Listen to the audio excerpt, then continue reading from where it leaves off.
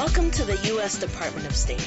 This is Conversations with America, a discussion between top State Department officials and NGO leaders, where you can watch and participate in the exchange of ideas. With moderator Cheryl Benton, Deputy Assistant Secretary in the Bureau of Public Affairs.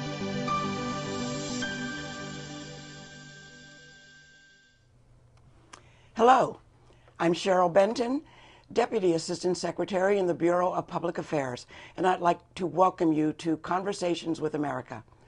Today we are here to celebrate 10 years of America's commitment to the President's Emergency Plan for AIDS Relief, or PEPFAR, and the role it has played in the world's commitment to create an AIDS-free generation. I'd like to introduce the experts that will be joining us for this discussion. We are privileged to have with us Deborah Von Zinkernagel, Principal Deputy Global AIDS Coordinator in the Office of the U.S. Global AIDS Coordinator. Dr. Sharon Hader, Vice President and Director of the Center for Health Systems and Solutions at Futures Group. And Chris Austin, President of the Returned Peace Corps Volunteers of Washington, D.C. Thank you all so much for participating in this program. In 2002, fewer than 50,000 people in sub-Saharan Africa had access to life-saving antiretroviral treatment. An AIDS diagnosis was truly a death sentence. In May 2003, President George W. Bush signed the bipartisan President's Emergency Plan for AIDS Relief Bill into law, and under the leadership of President Obama, the United States is now fully committed to achieving an AIDS-free generation.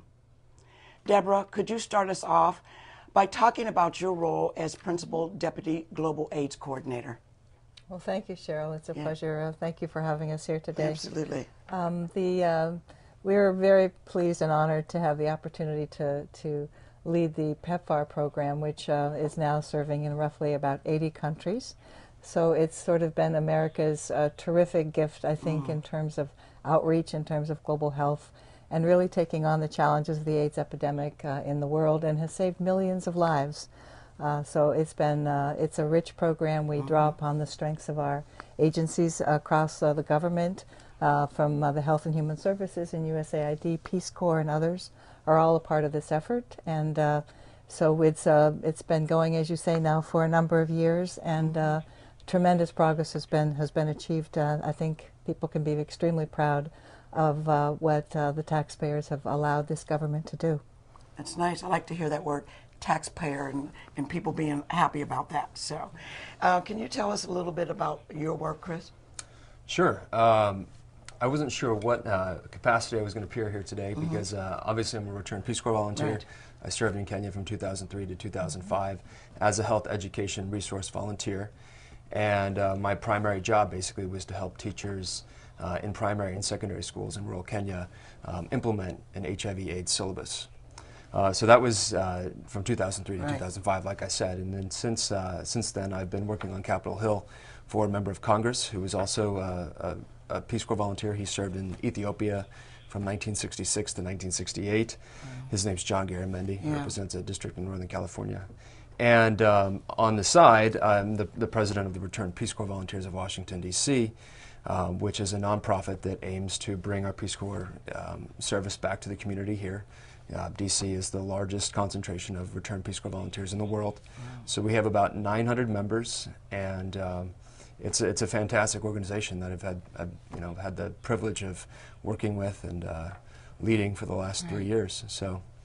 I'm happy terrific. to, thank you for having me here. Absolutely. It's really an honor to be here on such a distinguished panel. Absolutely. Shannon, can you tell us a little bit about your role and what the Futures does? Sure. Well, I think when I think of our 10-year PEPFAR trajectory, I was actually serving with U.S. Centers for Disease Control and Prevention in Zimbabwe, running our Zimbabwe AIDS program when PEPFAR became real. So from the early days of our real global HIV expansion to what we see now. And when I came back, I actually worked with Deborah's Office of the Global AIDS Coordinator, before then transitioning back to domestic HIV/AIDS here in Washington, D.C., where I found a lot of the work that we were doing globally, a lot of systems we were building, a lot of the large-scale interventions that PEPFAR was supporting abroad had some real lessons to be learned here at home too. Since then, I've come back to the Global World of Futures Group, where we provide technical assistance to governments, to community-based organizations under the PEPFAR program.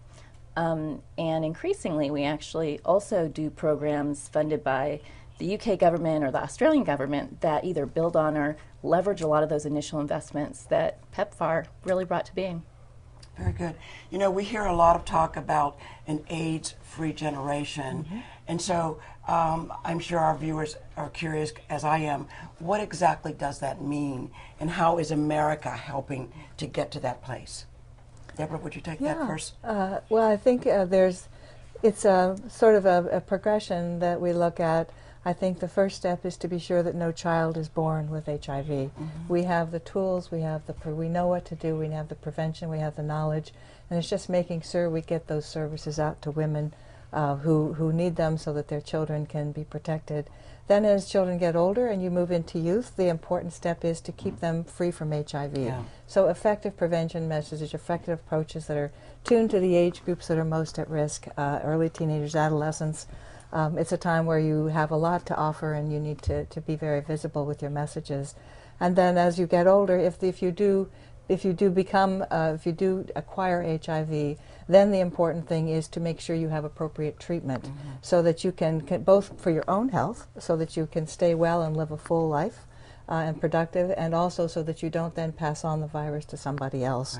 So at the end of the day, the goal is really to control the epidemic by preventing new infections, taking care of those who are, but we have a lot of, we know what to do at this point in time, and now it's really just making sure the services are there and people have the information they need.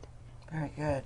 So I'm curious, how is the United States working with partner countries to manage their AIDS response, and how have the partnerships evolved since 2003? I'd like to throw that to you, Shannon. Oh, sure. Well, I think there's a real diversity of ways we're working with partner governments. Not to say that PEPFAR from the get-go wasn't working with partner governments. It was, as well as new partners and civil society and a whole constellation of partners. But, you know, 10 years, it's amazing how much has transformed in 10 years and how much further things are going.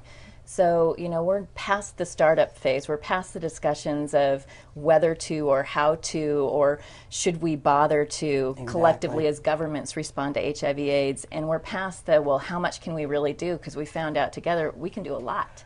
So now we're in this, okay, so how do we, I think particularly as PEPFAR, support local governments to not just continue their leadership that is now there for the HIV response, but build their systems to scale so that they don't crumble the first time the context changes or the political dynamics changes. So it becomes, I don't want to say business as usual, because there's nothing about PEPFAR that will ever be business as usual, but so that systems abroad, systems led by government but also contributed by civil society, they become thriving, dynamic, continually learning or innovative systems that provide a stability of prevention, care, and treatment as we learn more and do more. That's sort of what I think we're doing. And now you're wearing a couple hats and working with the retired volunteers and then on the Hill. So the worlds must collide there from your perspective and working on the congressional side and then with volunteers. Yeah, well, let me say that I should probably just speak in my capacity as the president of the Returned Peaceful Volunteers of Washington, D.C. Here today. Yeah, on Capitol Hill, you'd be surprised how much, you know, what's portrayed in the media is often the gridlock and you know, the polarization of the two parties. But behind the scenes, there is a lot of good spirit and goodwill between members and staff of different parties. And you know, PEPFAR was started by a Republican administration. That's right. So, and obviously has been continued very strongly by a Democratic one. So there, on PEPFAR and related issues, even the Peace Corps, there's a very strong bipartisan feeling towards these programs, which is nice. And you know, it's nice for me because I'm so passionate about these two programs. So, you know, it helps to see that successful. support. Exactly. Yeah, that's very good. How is PEPFAR PEPFAR contributing to broader health systems? I think if you think about what does it take to take care of a person who has HIV, it's a complex disease, but basically you need a trained provider. You need to know, somebody who basically can take care of you if you come and you have symptoms, or if you have you need care. So by training healthcare workers, by making sure there are not doctors, there are nurses, there are healthcare workers, community healthcare workers available to sort of provide that basement level of healthcare, including HIV care. You've actually strengthened a much broader system. You need to be able to have access to medicines and to a laboratory test that will tell you which way how the treatment needs to go. So in the course of putting a system in care for HIV, you're also putting a system in for pharmacies and for laboratories. You are strengthening the blood safety systems of countries by, it is in the nature of putting that healthcare system together for HIV that you're putting a much broader opportunity that can serve people with many other things as well in place. So I think it is a process. It's very much, as Shannon said, we aren't doing it for, we do it with countries very closely. These are their people, we are there to help, and sort of identifying those needs and being helping and responding to them. And they have the capacity to then do it themselves as well for the long time. Right. But it's an honor to work with them in that relationship. Yeah, I know that since we discovered the HIV/AIDS virus, things have changed drastically. And in the 80s, you never thought it really would get to the point where we're even talking about an AIDS-free generation. And so I was just curious of what roles do Peace Corps volunteers actually play in promoting health, and specifically HIV awareness. I think that's going to be a critical piece of information. Well, Peace Corps volunteers, since the early 1980s, when the pandemic sort of spread globally, have been involved with assisting communities mitigate the effects of HIV. I think right now there are about a third of the Peace Corps volunteers serving this minute are out there in villages and cities and towns, working with schools, working with clinics, working with hospitals, working with local governments, youth groups, just almost any organization that you can think of that's a part of a community. They're assisting in one way or another, to fight against HIV. And in my particular instance, I was helping train primary school teachers and secondary school teachers implement the HIV/AIDS syllabus that was mandated by the Kenyan government to be incorporated. Because of the stigma, teachers had a hard time doing that. Yeah. So us Peace Corps volunteers were working with these teachers and saying, look, I know this is a hard subject to teach. It's a hard subject for me to talk to you about. Right. I'm a kid from the Midwest, out here talking about this very challenging subject. If I can do this, you can do this. Right. And this is how you can subtly bring in HIV/AIDS education. If you're a science teacher, you don't walk into the room and write on the blackboard ukimwi, which is Swahili for AIDS. Right. You come in and say, today we're going to talk about the immune system, and this is how the immune system works. You have X number of white blood cells, and by the way, when you have HIV, you don't have so many white blood cells, and then you have AIDS, and then so almost in every subject area you can talk about HIV/AIDS, and you can educate. So that was one area. That was my main job, and then I worked with I started a student council or student government. And we did, some community stuff, community awareness stuff. I started a youth group. Actually, my counterpart, who was on the student government, after he graduated, he started this youth group that I helped him lead.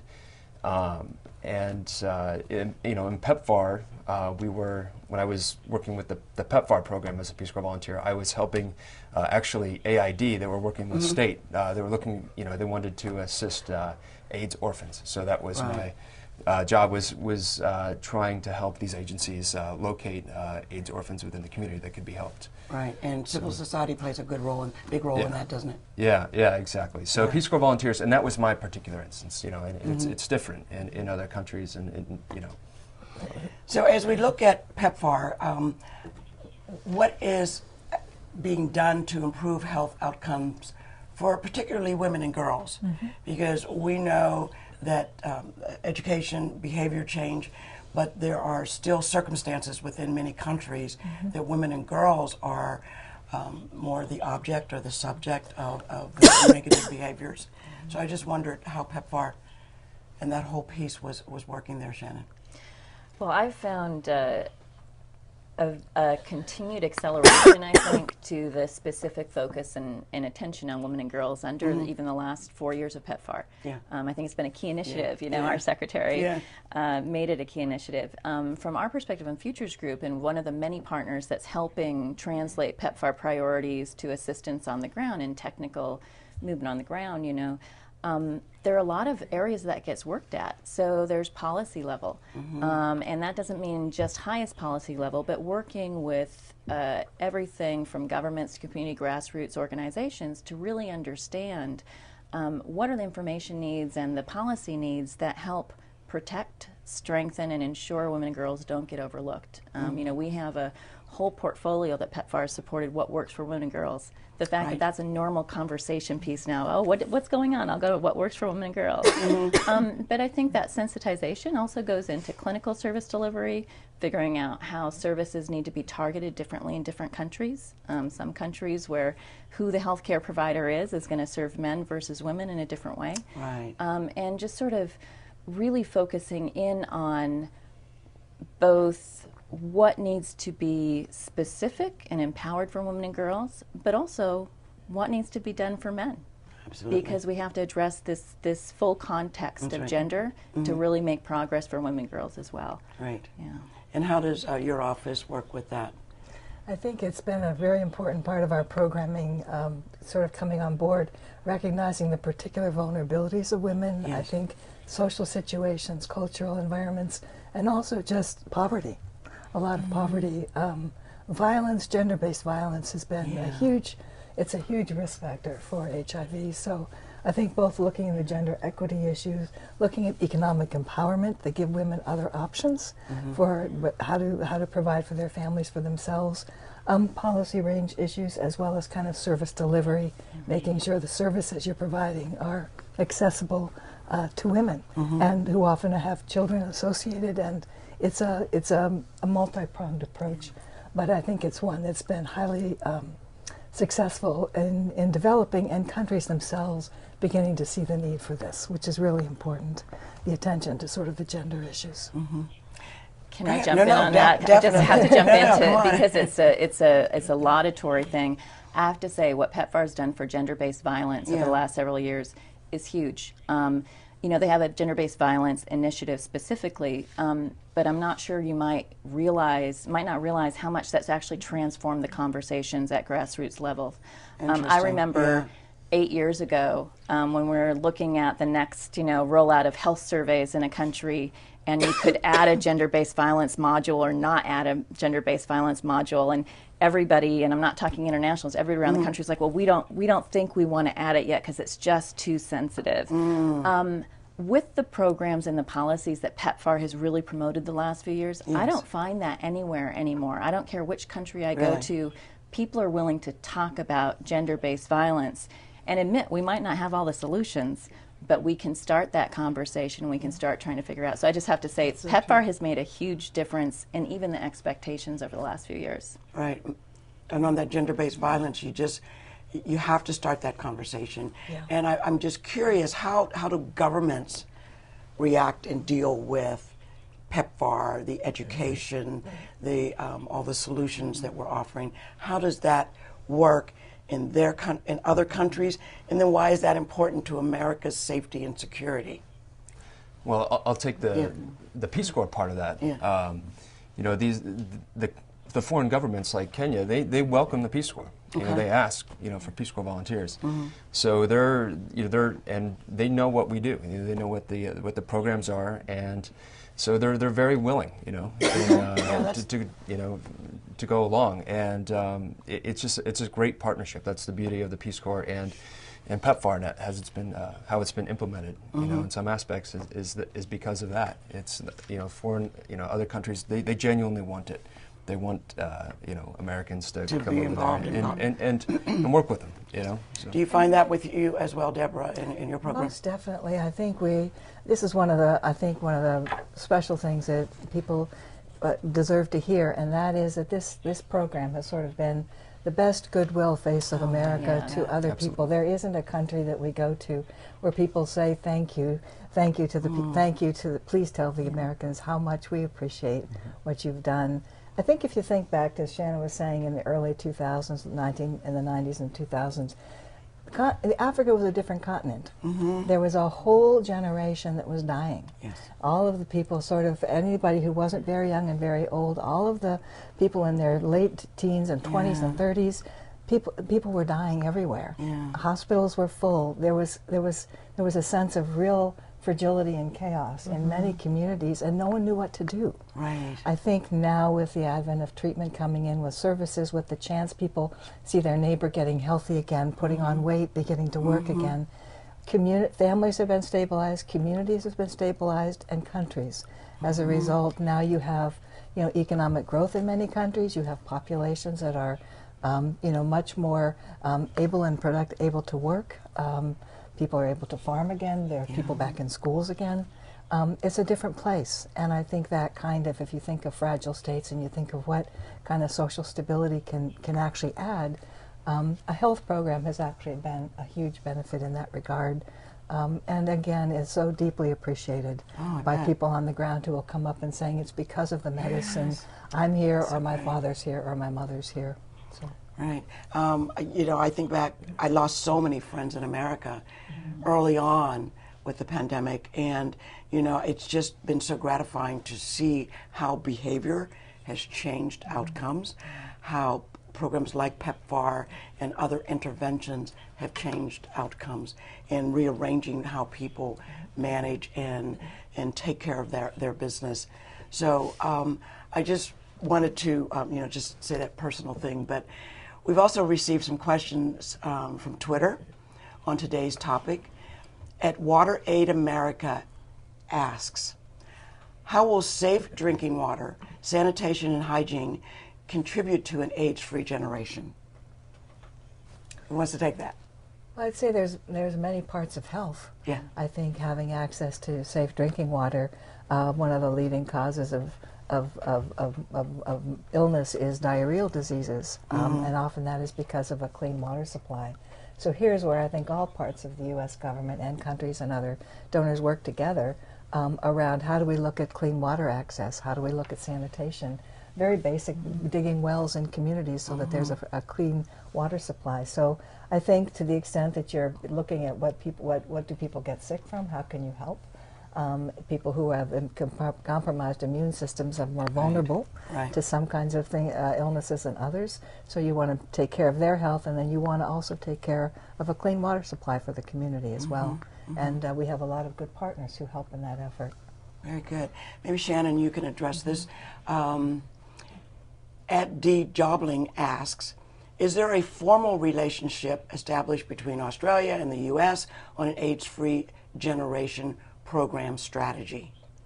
Oh, what a great question. Yeah, that's a good one. I might have to boot this one to Deborah. Deborah, okay, that's all right. I know I can say on an informal level, there's absolutely a lot of crosstalk. And I think in some countries that has led to specific synergistic programs, and there are plenty of opportunities. I know several are being explored in different countries of even one donor like Australia putting money into a U.S. government USAID program so that they can make a holistic intervention, but certainly at the country levels of how to have complementarity in the programs they're supporting, how to not undercut inadvertently or kind of work competition. It's absolutely part of the focus. At a global level, I think that's on the diplomatic negotiation side. I'm not sure where we're at that. We are really appreciative of Australia. AusAid is their aid arm, and we work with them closely in the Global Fund context. The Global Fund is a major financing mechanism for AIDS, tuberculosis, and malaria. Is that across the world? Or just yes, it is. Focus on Australia. It's available, grants that are available to countries hard hit by those three diseases. And we very much appreciate the partnership. I would say that Australia has been very active in Southeast Asia in supporting the AIDS response in a number of countries where their proximity is closest, and they've shown tremendous leadership, and it's been greatly appreciated how much they've invested in the AIDS response. Okay, very good. We have a number, another question from @DJobling. What resources are available to the public for additional information on creating an AIDS-free generation? Well, I'll just put in a plug here. The Returned Peace Corps Volunteers of Washington, D.C., and part of our mission, as I said, is to bring our Peace Corps service back home here in the community, and we partner up with other nonprofits because that's what our asset is that we have 900 people, 900 members who are willing to devote their time and energy to working in the community. And you know, as we all know here in Washington, D.C., and this is one of the most highest infection rates in the country. So, you know, I would say go to our website, and we work with other if you're a Returned Peace Corps volunteer, even if you're not, you can join. But you know, that's one way. Just, you know, getting involved here locally. Educate people. And there's a lot of collaboration here in Washington between different organizations. Good. I want to take it. Oh, yeah. Well, I think in addition to, of course, pepfar.gov and reading a lot of the information there, I would just weigh in on there are a lot, there's momentum out there. If you find a group that has information or momentum that really gets you excited, that's the way to link into ending AIDS, I think.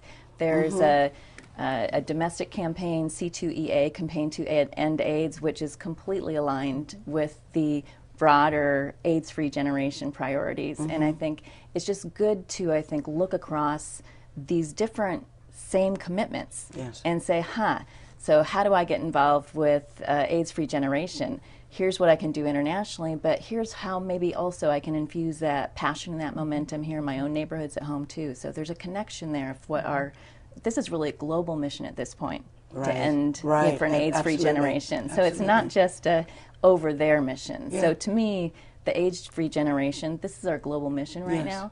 And so there's a lot of places to explore.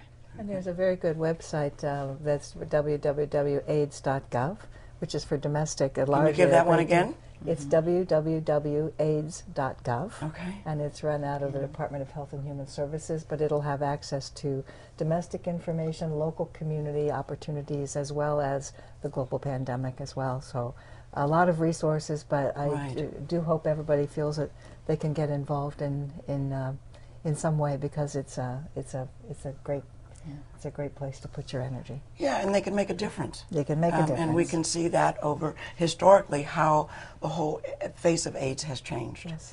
So now we're at my very least favorite part of the program, and that means it's just time to conclude this episode of Conversations with America. I'd like to begin with Deborah, if you would share your final thoughts, and then move on to Shannon and to Chris. And if you have a website, if you have information you want to get out there, please take this opportunity to share that with our viewers. Great.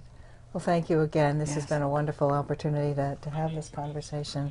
I think the message that Shannon just gave is the best. This is everybody's opportunity. I think we have made tremendous gains in the past. I think we can look forward to even doing more and actually getting ahead of this, making AIDS something that's in the rearview mirror, and a chapter of history which will be wonderful if we can close it and move on. And I've done a lot of good in the process, I think, of supporting our partner countries and people to resume their lives in a wonderful way. So we do have a website, www.pepfar.gov, where a lot of information, country-specific information, is available, and we would welcome all visitors to that. Very good. Good. Chris, can you give us your final thoughts? And Absolutely. Plug one of your organization sites. If you want to be, to all of those people who are watching who want to be leaders on this global health issue or any public health issue, consider the Peace Corps. Consider the Peace Corps. It's a tremendous opportunity. The best 2 years of my life, best decision I ever made. Really inspired me to pursue a path in public service afterwards.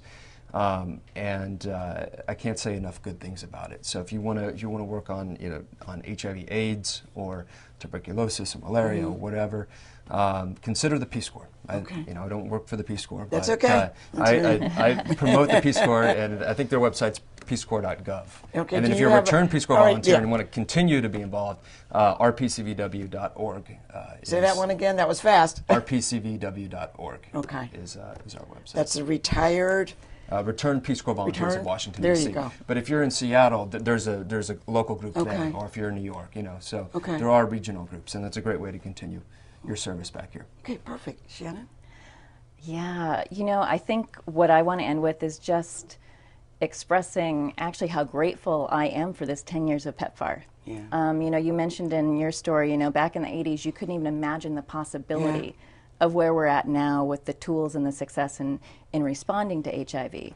And just 10 years ago, I think when we looked at the absolute devastation of HIV in the poorest of nations, most people didn't believe in the possibility of making it anything different. right.